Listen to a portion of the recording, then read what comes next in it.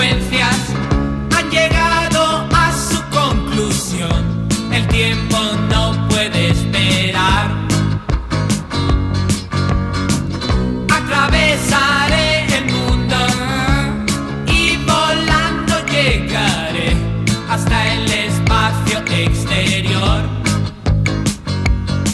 Y yo te buscaré en Groenlandia, en Perú, en el Tíbet, en Japón, en la isla de Pascua.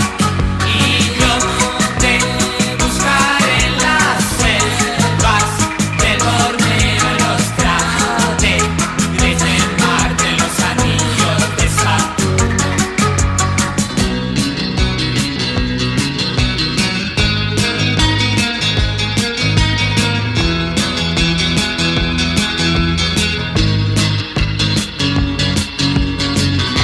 Cruzando amplios mares, escalando altas montañas, descendiendo los glaciares,